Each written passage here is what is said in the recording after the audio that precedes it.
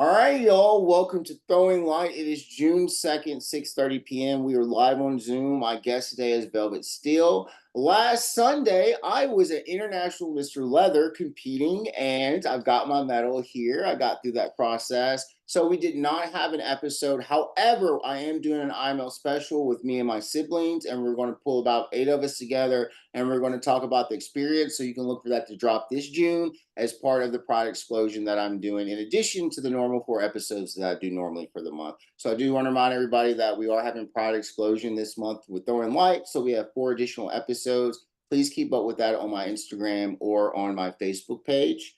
Remember, y'all, if you're not throwing light, you're not acting right. Throwing Light is a collaboration that was inspired by AshwellATX.org, Ashwell Sexual Health and Wellness. They are a local provider that helps get us the resources that we need for our community. Please check them out on their website, and please, if you can, make any donations to help them out. With that being said, let's kick it over to our interview for today. Velvet Steele, how are you doing today?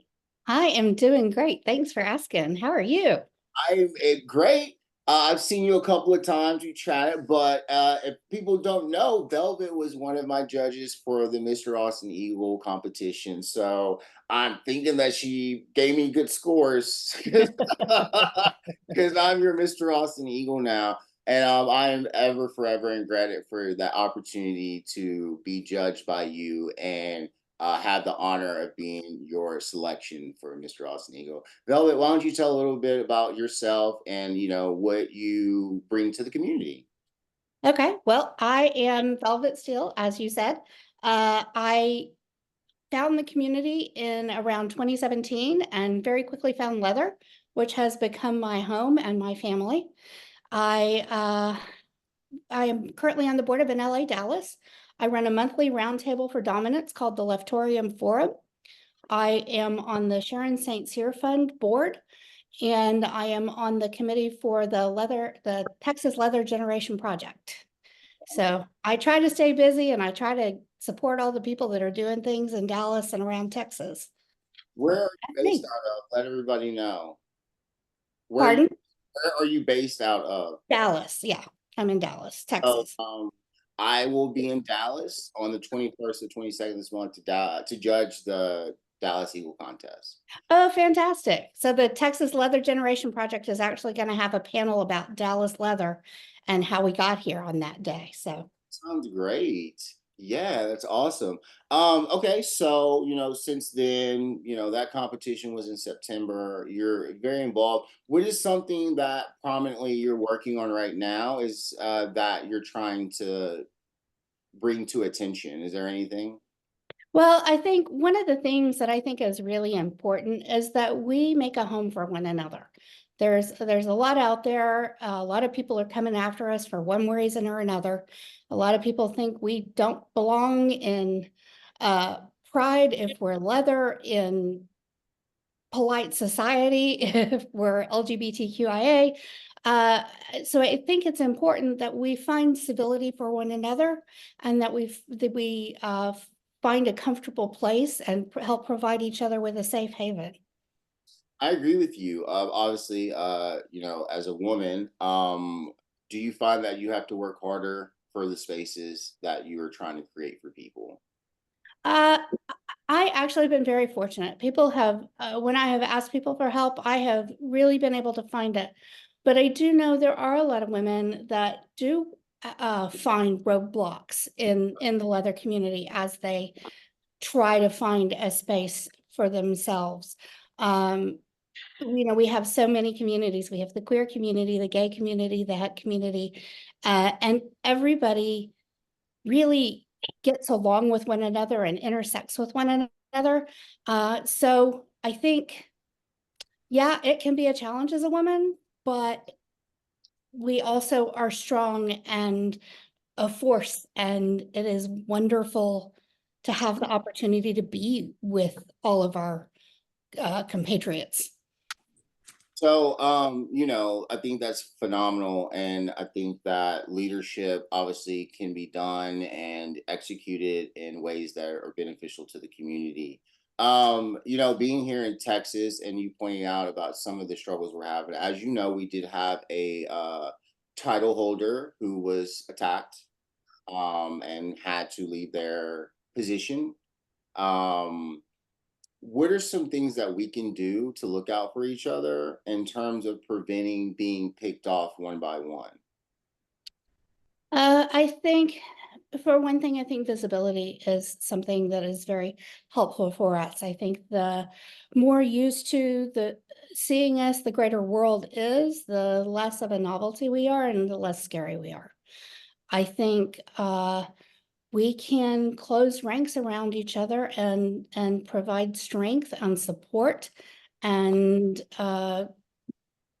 stand up for one another when need be, whether that means helping with people's pronouns, whether it means marching at the Capitol, whether it means helping write legislation, whatever that means, whatever we can each do, because we all have our limitations and we all have our strengths.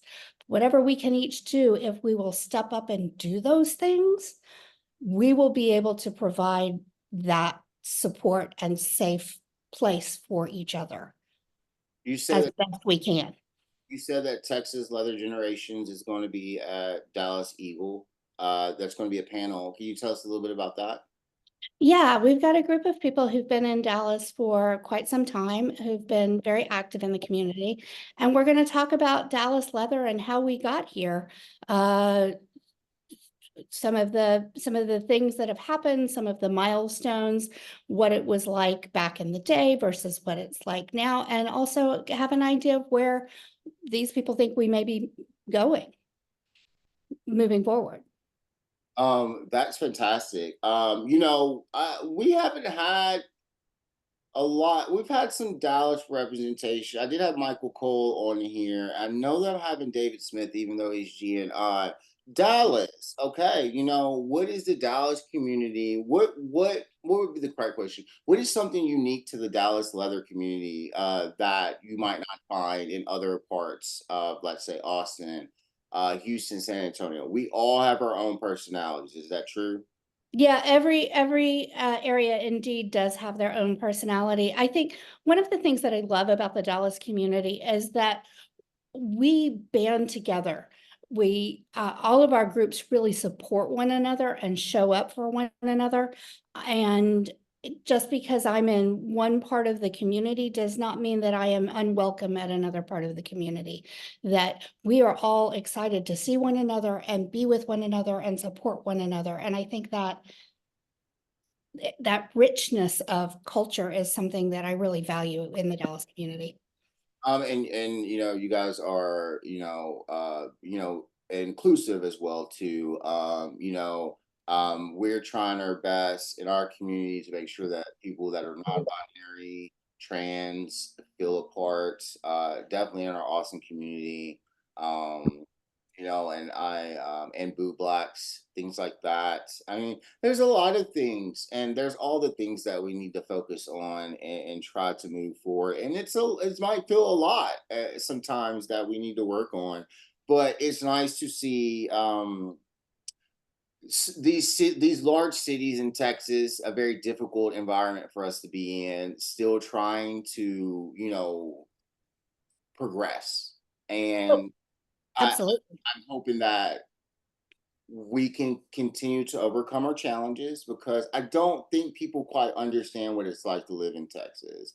Like when I say, "Hey, this is like the most conservative state," like I mean that. I don't. You're like, "Oh, well, but it's different." And there's a difference. There's an arrogance to the conservatism. It's not in a sense of we're doing this because we truly believe in it. We're doing this because we're assholes. That's what the Texas mentality is. It feels that way. And they feel like bullies, overly bullies here.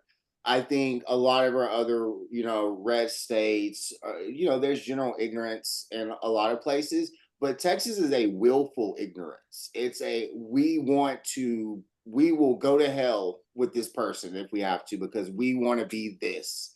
We want to be, exclusive. We want to, we want to make it harder for minorities. It's just, it's that mentality that once I step outside of the Austin bubble that I'm faced with. Is I Dallas can see, I can see where you're coming from. I think there is a huge conservative contingent in Texas that thinks they know what is best for the state, for the nation, for the people, and that their viewpoint is the only acceptable viewpoint. And they will do whatever they need to do to bring that viewpoint to fruition. But the good news is those of us that disagree with that conservative viewpoint are more numerous, at least in the cities in Texas. And we fight hard and we go out and we vote and we protest and we sign petitions and we are active in trying to stem the tide of conservatism that is harming our people and our family. I wish we could name it something else because it's not, what's happening right now is eh, there's a level of just grossness. I don't know how it's just like the continual having to hear people say, we want our rights, we want freedom, and then literally turn around and be like, we want our freedom, but we don't want you to have freedom. It's the stupidest thing. And it's It's insane. You know, the Dobbs decision that overturned Roe versus Wade is the first Supreme Court decision that has ever removed rights from people rather than giving them rights. exactly. We are on a very slippery slope that we need to be vigilant to make sure we stop the slip. So, you know what? You are someone that does so much in the community. And obviously, in terms of, like proving that being a title holder doesn't designate the amount of impact and work you do. However, as we discussed, that you are potentially seeking to be the next Heartland Person of Leather, correct? Correct. Yes, that contest is in June, and I am uh, throwing my hat in the ring, as it were. So, Contest? pardon me. Dates of the contest? What date is the contest? It is June 22nd through 24th. So it's Sunday through Tuesday? Oh my gosh, I'm so sorry. I am terrible with numbers and dates. It So is. I'm judging the Dallas Eagle contest on the Oh, that's the Dallas Eagle contest. See, I'm absolutely terrible with dates. No, I'm sorry. It's at Gwen, which is Gwen Bash, which is a great contest that's been going on in, or not contest, conference that's been going on in Austin for a while. And the dates are the 26th through the 30th, okay, through cool. the 30th, Awesome. 27th through the 30th. And it's going to be in Dallas. It's going to be in Austin. It's going to be in Austin. Yes. We'll be there. I will 100% be there. Yes. This is technically my break month. But there are no breaks. I was like, oh, I'm gonna come from IML and I'm gonna have this free time. That is not happening. My life is still busy and there's just not a competition that I need to prepare for, which feels nice. Let's talk a little bit about this title and what it represents. So Yeah, go ahead. So the Heartland Person of Leather title is a title that celebrates the cultural diversity of leather that we find in the Heartland area, which is Texas, Oklahoma, Iowa, North Dakota, South Dakota, Arkansas, um, and Kansas. And it's a celebration of all leather people. And the title holder helps educate people about what leather is about and is an ambassador for leather in our area. And then in the spring at South Plains Leather Fest, there is an International Person of Leather contest. So, what's really important, and I kind of want to show you, this is a genderless title. Any gender can have this title. Absolutely, absolutely. This is what person represents us the way we want to be represented. And leather folk are leather folk. I identify as a leather woman, but more than that, I identify as leather full stop. Leather folk, there you go. So, but what's important to talk about this though, because I've had this conversation and I just pre-recorded an interview for Pride Explosion. Um, when I was in the competition for International Mr. Leather last weekend, we also had non-binary contestants. There were times, I'm sorry, just out of habit, where people like, all right, come on, gentlemen, let's get ready, or something like that. You know what I'm saying? Where this title is set up for that. I think people are trying to make titles that have been traditionally for men or for women, they're trying to break that down a little bit and get some more visibility, because obviously, trans men have won International Mr. Leather. Um, Hmm. but it doesn't seem like we really do celebrate and push that a lot, because I think a lot of people have traditional ideas of what leather can be like. I see women everywhere helping boob blacks, things like that, and we never really have these discussions when in women and lesbians helping during the AIDS crisis and stuff like that. I don't know why we have created a microcosm of gender identity that we're trying to reject, if that makes sense. Well, I think we're trying to reinvent it. There is such a wonderful variety of genders out there, and people are able to define themselves for themselves, and we can celebrate them for that. I don't think we need to say you're this or that. You are who you tell me you are. And if you are leather, you are leather because that's what's in your heart, not any other, physical characteristic or gender identity or sexual identity. You can tell when people are in it for the right reason. So, and they're going to try their best to stay inclusive, and that's really important. Since because we have quite a few guests on this show right now, I do want to go ahead and open it up. If there's anybody that like to say anything or ask a question, that would be a great time. If not, we're going to keep on moving. Anyone? Okay, so let's go back to the Heartland Person of Leather title. Okay, so it is a year title. Okay, you mentioned the geographical locations of where the title. So, is there an expectation to go to places like South Dakota? I, I, the expectation is that you will represent the title and that you will represent the leather people in that area. I If I do win the title, I would like to go. If I don't win the title, I would like to go. I would like to meet people throughout the heartland.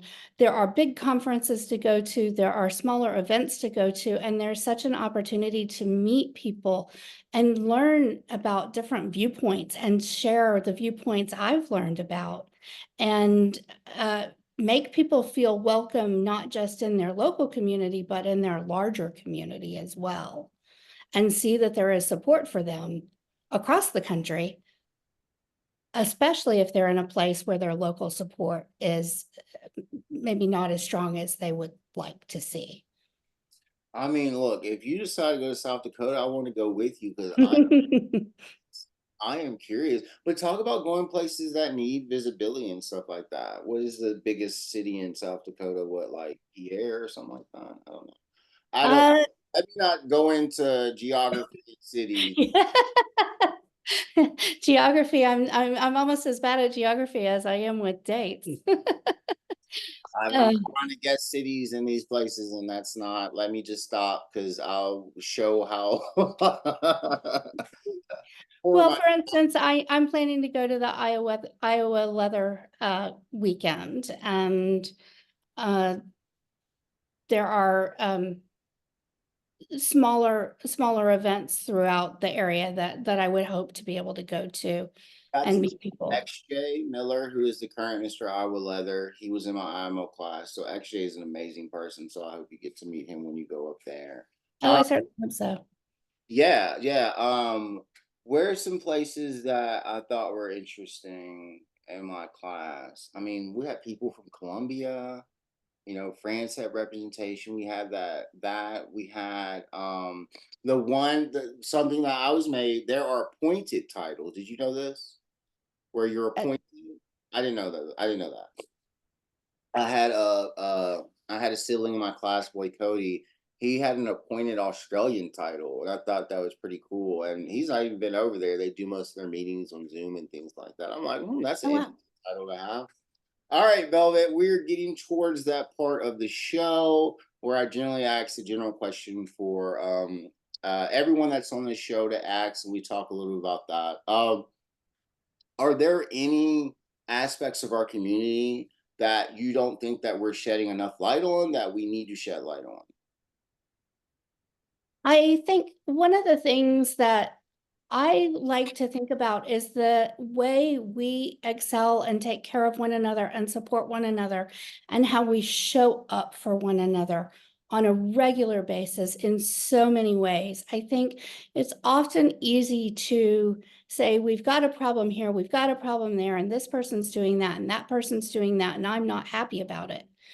But what about the wonderful things that so and so is doing this, and that person is doing that, and we are lifting each other up, and we are caring for one another, and we are making positive change in the world around us because we're showing up, and we are visible, and we are loud, and we are getting uncomfortable with things to be able to say we're here and we're not going away, and we belong here, and we are glorious. I think that's phenomenal, and I think um, I just the title and everything. It just seems like just a very loving, and you have a very positive, uh, nowhere in conversation. You just you have a very positive spirit and positive life. I don't think I've ever heard you, and I don't want to say negative, but I've never heard you be critical, if that makes sense. Oh, thank you. I don't think I don't. Constructive Well, criticism is different than criticism. Okay. yeah, it's not that I don't see that there are issues. Of course, there are issues. And we can really address those, but we can address them in a positive manner. Is there anything else you'd like to add? Uh, I would like to say I have loved watching you in your title year and all the amazing things you're doing. I love that you are talking to people around the world about leather and community and building us up in such a way that we feel closer to one another, and we learn about one another, and we get excited about all the things people are doing around the world. I absolutely love it, and I'm so excited that you had me here today. Thank you so much. Wow. Okay. That means the world. Thank you so much. I'll be honest. After coming back from IML, there's more of a fire lit under me because I see that what I'm doing is working, and it's nice to have people acknowledge the journey. But someone like you, I feel that's like in more of a close network for me. I sometimes I don't ask for feedback a lot, and when I do get feedback, it's nice. You know what I'm saying? Because I'm not the type of person to be like, "Hey, how am I doing? How am I doing?" or whatever like that. But I think for the most part, I've tried to navigate this and maximize it as much as I can. I still have 4 months left, so there's still a lot of great things that I have up my sleeves to do. And like I said, I'm rooting for you, and I in a position now where IML is over, and I Mhm. really need to get down in the trenches and do the work that I really want to do. And I hope that you join me on this journey. Absolutely. Uh, you know what I'm saying? Making the light bigger. I mean, just think about where this can be at the end of this year. Hmm. So I'm excited for it. I'm glad. I'm excited to have you on here. Someone that I've always admired, that has been an inspiration for me, that judged me and gave me an opportunity to have a sash, and I'm so grateful for that. And I will be there on the. So I will be there. On the 22nd for Mr. Austin Eagle. I mean, Mr. Dallas Eagle. I'm going to be there for that, but I'm going to be there for the competition for Heartland Person of Leather. So Yes, at Gwyn Bash, the following weekend. I was supposed to go to New Orleans. I just canceled the plans today, so that's perfect. Fantastic. Well, I look forward to seeing you Well, soon. I want to thank Velvet. I want to thank all the people that are in this room right now. A nice little group of people that are here watching this interview. Please continue to jump in. You don't ever have to stay for the whole thing to see what we're doing. We do these live on Zoom every Sunday. For those that are watching here, I am doing a Pride Explosion special with about 4 or 5 new episodes that you can catch on my Instagram. LTJ is here, or the Facebook Throwing Like the Movement Facebook page. You can follow the videos and watch these and things like that. With nothing else, that brings us towards the end. And as always, I say again, thank you, Velvet. And everybody, if you're not throwing light, you're not acting right. Thank you all so much. Bye, Velvet. Bye, everyone. Thank you.